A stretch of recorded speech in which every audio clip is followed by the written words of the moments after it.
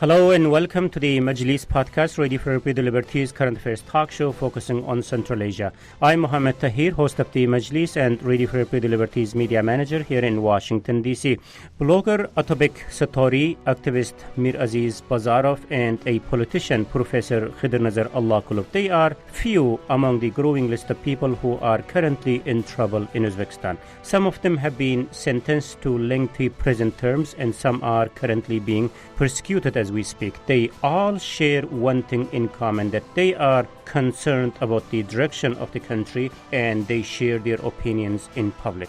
The number of such incidents is increasing as Uzbekistan is headed to presidential elections where the current president plans to seek a second term in office. So in this episode of Majlis podcast, we will try to make sense of what's happening in Uzbekistan, what do these developments mean to the reform process, and where things might be headed in the coming weeks and months. To discuss all these, I'm joined by Mira Redman, Senior Central Asia Researcher at the Human Rights Watch, Umida Niyazova, the Director of Uzbek Forum for Human Rights, Alisher Sadiq, the Director of Radio for European Liberties Uzbek Service Ozotlik Radyosu, and Bruce Pannier, the Editor of Radio for European Liberties Central Asia blog, Kishlok Owazi. Thank you, colleagues, for joining us today on this very important conversation. So Satori, Bazarov and Allakulov are obviously few among the growing list of people in Uzbekistan who have been recently facing trouble. Let's start with Satori's case. And Alisher, could you jump in here? So he's sentenced to 6.5 years for what? His sentence is kind of one of those cases where charges appear and then multiply as it goes. So first charges were that fraud case related to mobile phone that he, asked for mobile phone. If you go into very detail, you will go into deep woods. It's never something obvious. It's always something made up and fabricated. But eventually, you need to look into the reasons why it's happening to this particular person. Mm-hmm. And, you have other bloggers at the same level as Satori, but in Tashkent, let's say. So in Surkhandarya, authorities are still kind of live in the past and they're still catching up maybe. And the local authority is still powerful there. So for them, it's very easy to stage something, to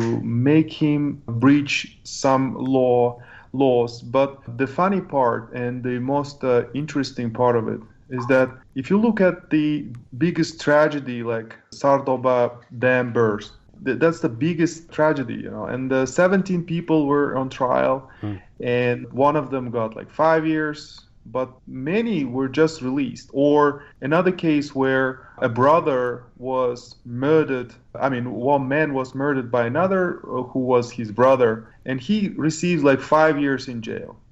The contrast and what is being discussed now, whatever Satori has done, it's definitely not for 6.5 years. So, Alisher, is there anything particular that caught your attention that Satori was involved just ahead of he got in trouble with the authorities? Was there anything particular that he was working on, any particular investigation that he might be involved on?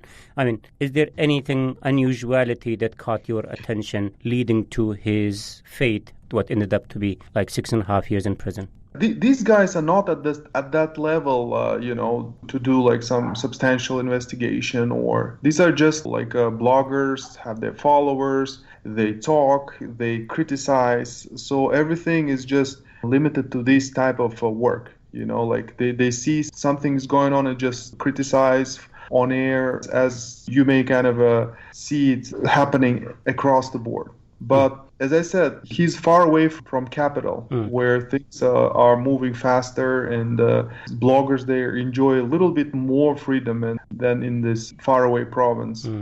But again, he had some issues with local government, local authorities. He was criticizing them.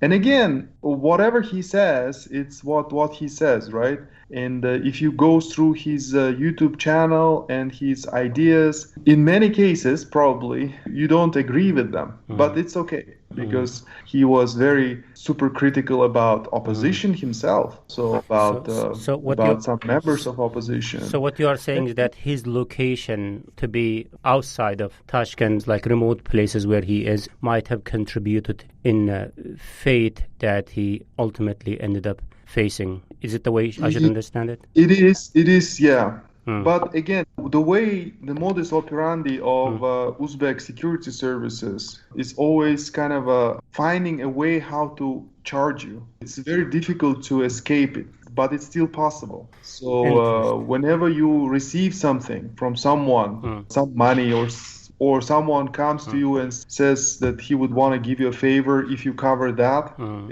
maybe for these young guys like Satori, it's very easy to fall into that trap. So that can be recorded and used against you. So they're not very much trained for these type of situations. Interesting. Just to add another dimension to this, though, I'm just thinking that authorities in Uzbekistan are so self-cautious about their international reputation, and I'm sure they knew that possible backlash of decisions like this. Obviously, the decision outraged the activists. One of the local journalists, Nikita Makarenko, has criticized the decision by saying that this was absolutely crazy and unwarranted. How you describe, Mira, the situation, the type of troubles that Satori is going through? I think it's important to recognize the heavy-handedness of the sentencing and put it into the context of other things that are happening in Uzbekistan at the same time, because his case is one of a number of setbacks that free speech is experiencing in Uzbekistan right now. So I think they need to be taken hand in hand. We're not just looking only at Atabek Satori's case. When we talk about backstepping in terms of what the government has promised when it pledged to uphold free speech, we're also talking about, and I'm sure that you're planning to get to these other cases, but Miraziz Bazarov's case, we're talking about also legislative changes that were adopted. There's also the upcoming presidential election and the environment for raising critical issues, pertinent issues at a local level, at a national level. And so, Atabek Satori's sentencing is also, it's alarming because of the signal that it sends that criticism is not going to be tolerated and that there will be serious repercussions. The chilling effect that a sentence like a 6.5-year prison sentence has when the charges from the get-go were dubious, when his lawyer is saying that, there wasn't material evidence of wrongdoing presented in court, that all is very, very concerning and alarming, and it should rattle Uzbekistan's partners that are keen on seeing Uzbekistan continue with reforms and not, experience this stagnation or the setbacks that we're seeing right now in Uzbekistan. Yeah, of course, while activists were outraged with Satori's case, as you mentioned, Mira, authorities began circling around another blogger and activist, Mir Aziz Bazarov. It's particularly troubling to see that as teachers and in some cases so-called journalists, local journalists are jumping in to condemn him. Of course, we know the background, everything surreal about his case. So, Umida, I know you guys have been following Bazarov's case. So what's latest about him as we speak? Before to go to Bazarov case, I just wanted to tell also that I was following Atabek Satori's case, and I read the investigation materials, and I can say that it was never presented any evidences of his so-called crime. So, and he nevertheless, he was charged on extortion and slander, and I think that the conviction of Atabek Satori for 6 and 5 years on clearly fabricated charges is authorities are telling us that the game of democracy is over and that the critics will be punished again. And I think that it's also important to say that since the new president came to the power, he released human rights defenders, journalists, and other political prisoners whom his predecessor Islam Karimov had kept in prison for 2 decades. Right. So some political prisoners affiliated with religious organizations are still in prison meantime, but for the past several years, since Mirziyoyev came to power, Uzbekistan remained a country where not a single human rights activist or journalist was imprisoned for a long time. So this is the first case. When Mirziyoyev released the journalists and human rights activists, this was one of the real positive factors for which the Mirziyoyev received kind of strong international approval. But the recent events points to a really negative trend. About Bazarov, though, Umida, is there anything different with his case when compared with Satari? Bazarov blamed on slander, and he's under the house arrest. So Satori is blamed for extortion, and Bazarov is slander. Interesting. Mm-hmm. Okay. So where he stands now? Now it's an investigation, and Bazarov is under the house arrest. What is also important about the Bazarov case? In general, there's a real national security threat in Uzbekistan, in addition to kind of the unemployment and corruption, which is the threat of religious extremism, I think. It's like we are reliving in the events in the earlier 1990s when, thanks to the Gorbachev's liberalizations, influential religious groups emerged and who began to advocate different policies, such as introduction even of Sharia law. And in recent months, I would say destructive voices have been heard, particularly amid calls to decriminalize the same-sex relationship in Uzbekistan.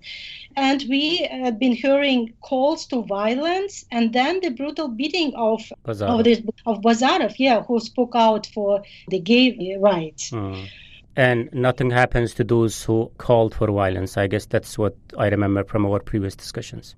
No, nothing happens to them. Actually, they've been found as so-called victims because it's them who wrote the statement to the investigation office. Interesting. For slandering the national security. Very interesting. So now, as we speak, he's in house arrest, I guess. So what's the next step in his case? It's hard to say. We see this very negative trend. And actually, this year, in my opinion, Mirziyoyev's government is kind of as a crossroads. Maybe he must decide either to become Uzbekistan will become a more open society and let bloggers, independent activists to speak out, for example, register independent groups, or to return to repressions. And these cases of Atabek and Bazarov, these cases kind of showcases, showing us what Uzbek government is going to do. Right. Bruce, earlier you also shared some information about Bazarov's case. Is there anything particular that draws your attention, the way things are developing around this man? Especially these teachers kind of railing around and some bloggers criticizing him. They are not a good sign. Is it unique? It's less unique all the time, that's for sure. Before the bloggers are something relatively new, but they seem to have this pack of pro-government bloggers that follow around a lot of these kind of trials and attack perceived government opponents. There was a bunch of these bloggers that were down at the Satori trial, but there's a bunch that are attacking, of course, Bazarov at the same time too. And I think the thing that stands out for me most in the Bazarov case is just that the people that attacked him are actually, the ones that are filing a case against him. They weren't investigated for assault, but in the meantime, they say that they've been slandered because he said they assaulted him, which somebody clearly did. It's just like totally upside down from the way it's supposed to work, and of course, Bazarov just aired his views about same-sex relations and stuff. He's not homosexual. He just put that out there. And this kind of response and the orchestrated response where it's clear that the government has a hand in this or is supporting groups that are attacking him. It's a chilling message for the whole country. So while these two guys are in trouble, we were earlier talking about Professor Khidr Nazar Allakulov, the founder of the recently established Justice and Development Party. Just not to confuse, this party has nothing to do, I guess, with the ruling Justice and Development Party in Turkey. So he's also in trouble and accused of petty hooliganism. I guess this is what the charge is, Alisher. I mean, it's everything kind of comes together is interesting. I mean, on one hand, you have the blogger is being, persecuted, and then activist, the LGBTQ rights activist is persecuted, and then you also have this political activist, the man who's trying to establish a party and run for the office. This guy also gets in trouble. So what's going on with the Allah Kulov? Yeah, this is, I guess, what is all of these cases are representing is the misleading message of some sort of changes that happened in Uzbekistan. So all of these guys, they were misled with the statements that by the president himself that it is now free society, that you can say whatever you want to say, you can criticize, I'm behind you, I will stand by you. Also, President talked about opposition parties, that he's not against them, that he would welcome opposition party if it is homegrown, if it's not coming from abroad or somewhere. Allah Kulov definitely representing this kind of exactly a homegrown opposition party, let's say. He has never been abroad, I believe, and he never escaped or was in exile for anything. So that's definitely this guy whom President Mirziyoyev would welcome if you believe his statements. But all of these things, they were in very early stages, and deception brought them these problems. So you still need to understand that that was a dictatorial, authoritarian regime of Karimov, and it moved somewhere forward, but it's too early to say that, we now trust him, let's do opposition party. That games cannot be played. It's still dangerous place for bloggers, for journalists, for opposition parties, for gay rights activists, for religious freedom activists, for journalists, for critical, real, solid journalism. Right. So it's still a dangerous place for this type of activity. And all what we're seeing is that regime is just sending another signal that don't believe that too much what we are saying. But it's not for you. It's just for international audience. Last week, international audience. Jump in here real quick with something, and sure. Correct. I'm wrong. Allah Kulov is not charged with hooliganism. That's what they wanted to charge him with. I believe he's charged with slander, actually. And it was all because there was some guys waiting outside his place that wanted to start a fight with him, and he wouldn't fight with them, and it was on film. But apparently the guys that wanted to start the fight with him are the plaintiffs, saying that they've been slandered because he said they wanted to start a fight with him. So he's actually up for slander and not for hooliganism, I believe. Is that correct, Alisher? Yeah, that's absolutely correct. Again, I know all these cases. Let's say Satori, there were 9 charges. Allah Kulov, 2 charges. Let's say Bazarov, now you have 28 people suing a case against him. He's accused of also slander and provoking disorder and incitement. We can talk about this in detail, all these what charges are brought, who brought them. But I just wanted our discussion not to go that way, because it's all just a fabricated, made up things. It can be fraud, it can be bribe, it can be whatever. But it's a modus operandi of security services to bring you to some sort of to end your activity. Various form and source of intimidations that the authorities are trying to use against. Yeah, now new tactics here is very interesting. What they're using now. They're using these hostile bloggers, like some guys, these bloggers who are so critical about everything, but they're also critical about opposition. So they sort of support president, and at the same time, they act like they're independent. But it's all kind of a new type of, let's say, influencers on the government, or the security services are trying to use proxies in this way.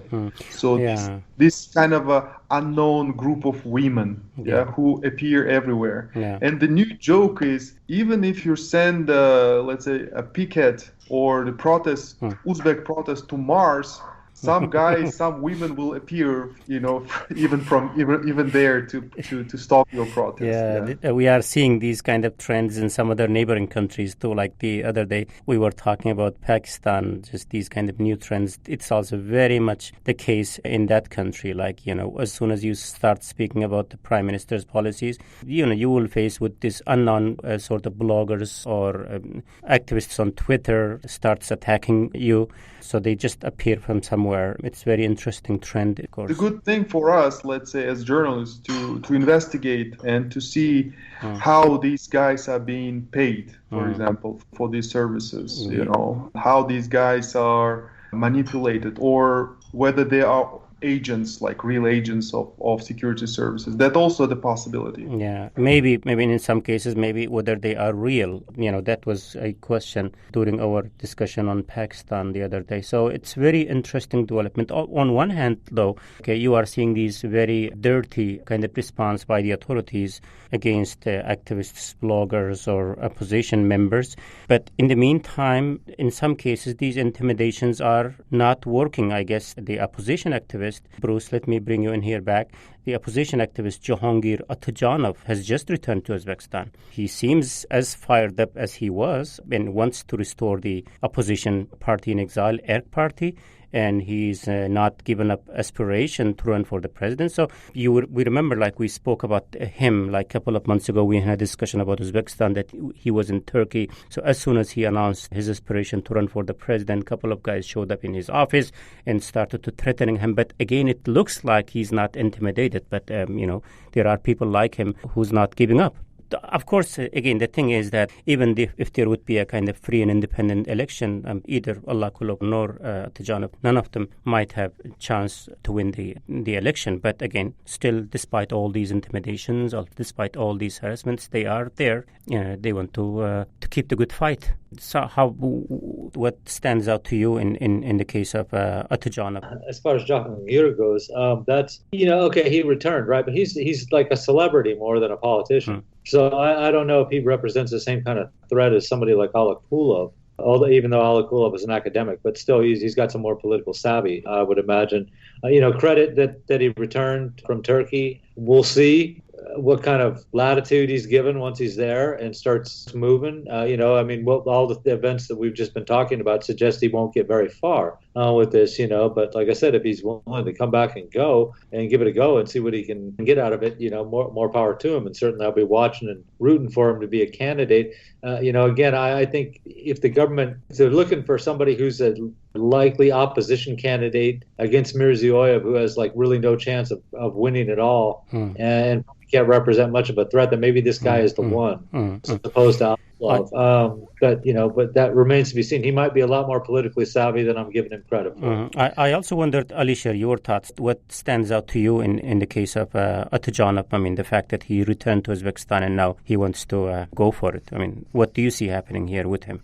Yeah, we need to see and wait. It's Atajanov is under immense pressure now. You know that, and I guess it's even probably worse when your family members and his elderly father and mother now involved in this pressure. We don't know all the details, but what we know is that his parents appeared on social media. Right. Abandoning him, saying we don't have a son like you, we sort of curse you, and imagine how bad it is. It's probably even worse. So now his parents are really kind of putting a lot people on him. You think his parents are doing this under pressure? It's we never know. But these elderly people are obviously extremely stressed out if you see the video. And Uzbek social media is kind of distributing that across, and it's everywhere. And then, what can you say? It's the way he has chosen, and he himself openly told us during the interview that he was deceived by president's statements about freedom and the opportunities and possibilities of political activity. But now he has no way back because the things that he also said, and he joined the ERK Democratic Party, which is completely, it's unheard of. They were basically considered as the worst enemies and nearly terrorist organization in Uzbekistan. And he came back. We need to sit, relax, and watch what's going to happen next. I bet there will be somebody coming saying that Otajonov took a lot of money from him and never returned or something like that. Be like fraud again, and the thing that we're talking. Yeah, he just returned. It's so revealing, Alisher. It's good that you mentioned that. Ozotlik had an interview with him. I would recommend everyone to go and read that interview on Ozotlik's website. So while all these are happening, Uzbekistan is headed to presidential election later this year. So the timing of these crackdowns is obviously intriguing, but as some people were saying that these tactics are, also exposing the facade around the reform process that the Uzbek authorities have spent so much resources, money, and energy to build outside of Uzbekistan. So who is doing it? And what to expect in a couple of months to come before the election? Let's continue the conversation talking about these and many other questions very shortly.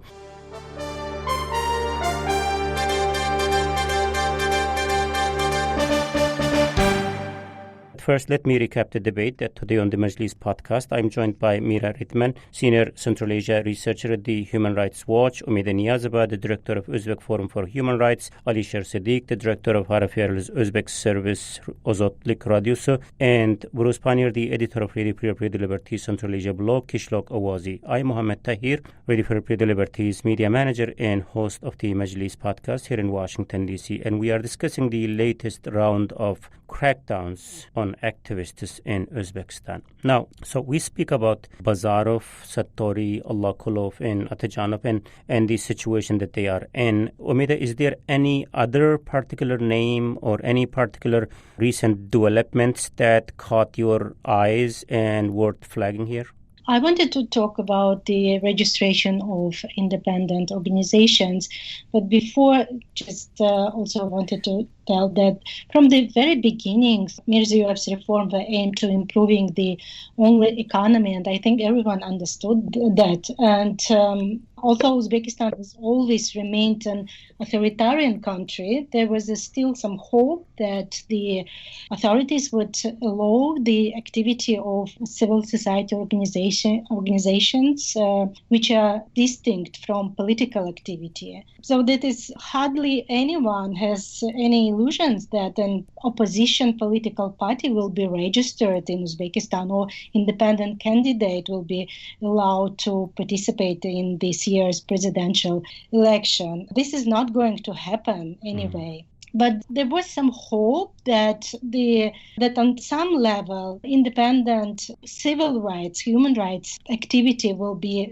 allowed. But unfortunately, so we are now facing the open opposition to the formation or registration of really independent groups, whether it's a group of volunteers who want to register an NGO or group of activists who wants to help people to protect their labor rights. And specifically, we have been observing the efforts of our partner in Krakow, Pakistan, Azimbayat Niyazov, who had been trying to register small regional NGO for more than a year and a half. And so firstly, the registration procedure for NGO is intentionally complicated. And from what we are seeing, the Ministry of Justice is specifically looking for reasons to refuse registration of independent NGOs. And the registration of NGOs, I think, is the first step in the development of civil society in Uzbekistan. So Mirziyoyev gave out the very kind of generous promises of this freedom of speech, the fight against corruption, and many people, and including myself, believe these promises to some extent. And unfortunately, it seems that these promises are broken. Very, very interesting. Yeah, I also wanted to discuss a bit about the NGO registration process, but I guess we have, to devote a special episode on this. Simply, there are so much other things to talk about. I know you were talking about, Umid, a very relevant experience that your colleagues are going through in Karakalpakstan and elsewhere. So let's do that a little bit later in some other episode, and I'm sure we are going to come back to Uzbekistan as the country is headed to the presidential election. So, Mira, I guess in one of our recent conversation on this platform, we spoke about the regulation involving online media. I think you just mentioned that. So, which could literally put anyone in trouble who do not share the government line of thinking and post their opinion online. Anything else that comes to your mind that we are missing in this conversation in terms of any recent developments, any other names that we need to flag before we go towards the conclusion of the discussion? Well, I actually also wanted to say something very briefly about NGO registration. So I appreciate that maybe it will come up in another Majlis discussion. I just, one point I want to make is that the registration requirements and how burdensome they are, it shouldn't be a means of gatekeeping who can carry out their activities and who can't. And that goes, also for questions around political opposition organizing before the upcoming presidential elections. It's the Ministry of Justice should act in good faith and should look for ways to register groups, not look for ways to deny them registration.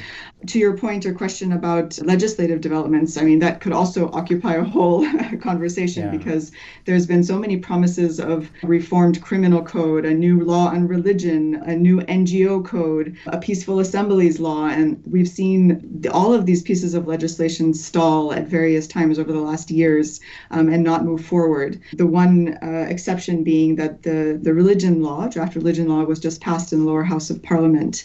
But it's a very intransparent process about how law is adopted in Uzbekistan, because sometimes it takes months or years, and then other times, like recent changes to the criminal code that extended criminalization of insulting the president to online platforms as well as prohibiting the distribution of information expressed in an indecent form that reflects disrespect for society, the state, and state symbols, which of course is very problematic, because who gets to decide what is indecent and what is disrespect for society? And because that's a very vague concept and notion, and it speaks to individual sensitivities, it's not clear in law what that means. And so anybody really could find themselves in targeted by authorities if that suits the authorities. So that kind of legislation, when it gets adopted very quickly without any conversation or oversight overnight almost, that's very problematic. Right. If I can just say one last thing, is to go back to something Alisher said, is that I think this issue of the distance between the reform promises of the government under President Mirziyoyev and what we're seeing in reality right now, that's really coming to the forefront. And Uzbekistan watchers are taking note. I think the diplomatic community realizes that the reform process has stagnated. Certainly human rights organizations are trying to call attention to this, media organizations that are working. And for the government that has spent so much energies on cultivating this image, this pre-election period is a time not to crack down and to rein in free speech and freedom of association and the like, but really to show, if this reform process was genuine and meaningful, this is a time that we would see those reforms come to fruition. And unfortunately, and particularly for somebody like Atabek Satay, who's now sitting in prison for 6.5 years, that has real life implications for human rights activists, bloggers, and others. And I would hope that stops. We don't want to see backtracking right now. We want to see Uzbekistan move towards those reforms that were promised, not away from them. Right. Bruce, perhaps this needs a little bit political analysis of yours. Like in the past months, you remember we had several discussions about Uzbekistan and the type of reforms, quote-unquote reforms, that President Mirziyoyev has promised to international community that he wants to make in Uzbekistan.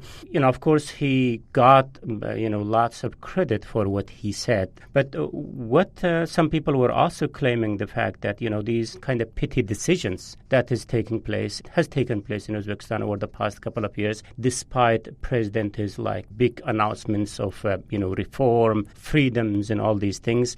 So whenever we would see these kind of cases against the bloggers, journalists, or maybe someone detained, someone harassed, people would also say that, okay, this is the action of those local authorities that they are not aware of what President's direction is about Uzbekistan or what the president wants.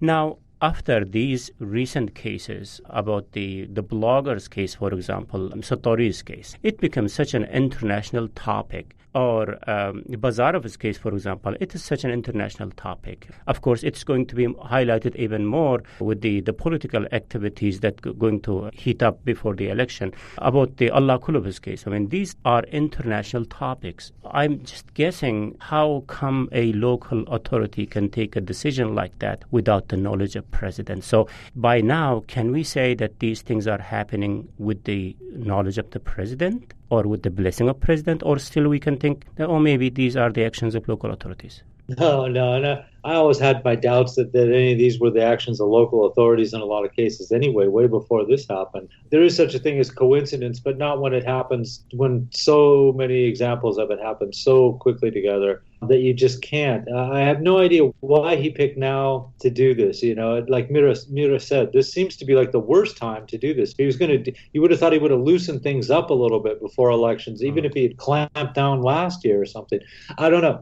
Maybe the economy is doing a lot worse than he thought because of the pandemic, and so he wasn't able to push through economic reforms. But you have to see this as part of a pattern. There is no other way to look at this than this is like, an all-out offensive on the government to clear the field before they have elections. As we've heard, this is what they've done with Satori, what they've done with Bazarov, and what they're doing with Alakulov, and we'll see about Alamjanov, how that works out too. But they're sending a message to everybody about what is not permissible anymore. In the run-up to elections. So you think all this is happening because that we are headed to the elections? That is one. I'm going to have to give some credit to the Uzbek service's report on the mansion as having sparked some of this too. It was only a few days before they released the report that Mirziyoyev was sitting there telling journalists, "I stand behind you," and he. The whole situation went around in the opposite direction after this report came out, and I think it made the authorities aware of what some of the criticism that they weren't going to be able to escape from. Especially if they let the media situation develop the way it was, where people could ask questions. Mirziyoyev himself said, you need to report about corruption. And then all of a sudden, here's an example that he's the center of the corruption. And then, everything just shifted into high gear all of a sudden, and they just forgot about all those promises about reforms and freedom of speech and, opening up more space for the media and stuff, and clamped everything down because, obviously it's going to look bad. He's going to get elected, and people say, yeah, you got elected, and in the meantime, you have this great place to live in outside of town with an artificial reservoir that you've created, all that kind of stuff. So, yeah, it's the elections coming up, and I think it spooked them that all of a sudden they got caught, the top guy, basically shifting money over for his own uses. I know it's so difficult job to try to read authorities' brain, but if someone would try to do that with the background and knowledge, Alisher, you might be the person. So when you look into these actions from the authorities' point of view, why they do what they do, why they started doing what they started doing? I think still for me, all these cases are different. I have a reservation about Satori's case. I still believe that in the last moment, President Mirziyoyev will just say how bad was it, and he will criticize and he'll be released, and President will be praised. Because the group that is kind of defending Satori is pro-government bloggers. They are defending Satori. Of course, they're making it is bad prosecutor, it is bad local authorities. But in that case, I think in Satori's case will be different. In Bazarov's case, it's completely something else, because what he's fighting for, the gay rights, is very toxic issue in Uzbekistan. And Bazarov also touched state security service by mocking them. So that there is an element of revenge With the Alakulov's case and the Atajanov case, for me, represents more kind of a serious issue. And I just wanted to go back to your question where you said they probably will not win Mirziyoyev if there is free and fair election. That is not true. I mean, Mirziyoyev is not very much popular in Uzbekistan as you may see it from here. So inside Uzbekistan, a good politician with a good solid rhetoric, with the access to television and media and with registration and with all legitimate, let's say, things that allows him to run for president, that person may easily win Mirziyoyev. So, and he's very afraid of it. And that's why that will never happen. They want to stay there not only next term, but they're now discussing how they're going to continue even further. Here, with the oppositions, with the open political activity, we see that it's going to be tough. Okay, very, very, very interesting analysis there. Thank you very much, Alisher. I think we need to wrap up the discussion right here, but just a very, very final thought, though. You know, we kind of agreed, okay, maybe Alisher had a sort of a different opinion about some of those cases. In the case of crackdowns against those political activists, we think that this might has to do with the upcoming elections. If that is the case, for example, election is happening in a couple of months. So what to expect between now and the election day? I will take each of your thoughts briefly about this, and then with that we will end the conversation. So let's start with you, Mira. Well, the signals are not reassuring, given what's happened. I don't know. I don't want to speculate too much, but I can imagine with this trend that we're not going to see a liberalizing of the space for free speech and NGO activity and opposition activity. Quite the opposite. I hope I'm wrong. I hope that, and I think that it is the responsibility of the authorities in Uzbekistan in the lead up to presidential election to respect free speech and to stop targeting bloggers and allow political opposition. And I think I just take this moment to urge Uzbekistan partners to remind Uzbekistan of the fact that election or not, that reforms for them to be meaningful, Uzbekistan can't backtrack and stagnate on those promises, but needs to move forward. And I hope that they continue to urge Uzbekistan to do so. Okay, let's take Omida, your opinion on that. I'm just kind of trying to read your brain as to where you will be looking at between now and the election day in terms of the possible upcoming developments. So I just wanted to agree with Alisher that people are tired from all these promises, and this content is growing because of lawlessness, poverty, corruption, and this content can be silent by a repressive machine, as it was under Karimov. But alternatively, so the government could acknowledge the problems, view critics, so including bloggers and activists, as kind of keepers of the forest who can help get rid of corrupt officials and raise awareness about the issues the country is facing. But you are not expecting that to happen, I guess. No, I think that situation will be worsening. Okay. Bruce, let me take your thoughts, kind of final thoughts in terms of where your eyes are going to be between now and the election day. Any particular area that you will be looking at to determine where we are headed from here? Just to watch how they treat these genuine opposition candidates, the people that want a president. We all figure they're not going to let them run. But what means they use to exclude them from the elections will be interesting, and I suppose pretty sad to watch too. You can see it coming, but how are they going to do this and try to make this look like it was some kind of legitimate decision, or do they care anymore? That's what I'll be watching. Alisher, your thoughts? I would want to look into Mirziyoyev's personality here to understand how he plans to move forward. The guy has no vision for the development, no long-term vision. That is very big problem for a leader. And also without vision and listening to some circle of his friends, whatever they will tell him, that's the way he want to continue. So and he's a person without vision and a populist person. It's I think the very interesting mixture. And he's he's populist. He likes to say things and he thinks that is pretty enough just to say things. Then what happens is that propaganda machine will be reactivated now and put into highest gear. Journalists, even abroad, those who are paid will start singing his music, and that will be pretty kind of a smooth, I think, transition into his next term. I don't feel like it's gonna be like problematic kind of thing. But you're also saying, Alisher, that the fact that if there would be, I'm just saying in the context of there's supposed to be a free elections, he might not have a chance to win the elections. Uzbek people are tired. So people in Uzbekistan are kind of understanding what's at play here. That he is just all the talk but not action. No, there's no group in Uzbekistan that is kind of opposing Mirziyoyev in a more kind of a rigorous way.